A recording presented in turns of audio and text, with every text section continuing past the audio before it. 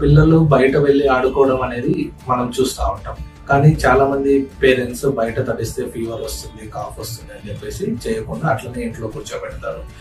Monsoon season లో పిల్లలకి depression ఎక్కువ వచ్చే అవకాశాలు ఎక్కువ ఉంటాయి. ఎందుకంటే మనం లోపల ఇండోర్స్ లో ఉండడం వల్ల మనం అలా బయట కలవకపోవడం వల్ల ఇలా డిప్రెస్ అయ్యే అవకాశాలు ఎక్కువ ఉంటాయి.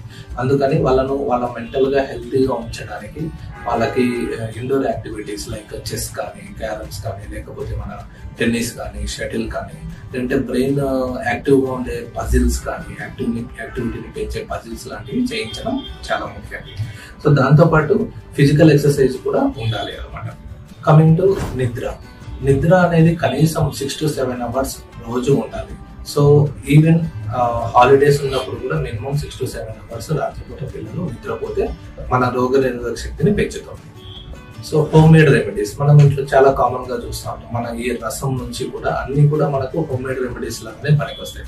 దాంతో పాటు సింపుల్ ఫీవర్ కానీ, కాఫ్ కోల్డ్ వచ్చినప్పుడు మనము ఇంట్లో తయారు చేసుకునే పదార్థాలతో మనం వాటిని ట్రీట్ చేసుకోవచ్చు. ఫర్ ఎగ్జాంపుల్ కాఫ్ వచ్చింది అనుకోండి, మన తులసి నీళ్లు ప్లస్ కొంచెం హనీ వేయడం కానీ, లేకపోతే కొంచెం బనానా ప్లస్ హనీతో వేయడం వల్ల మనకు డ్రై కాఫ్ అనేది తగ్గిపోతుంది.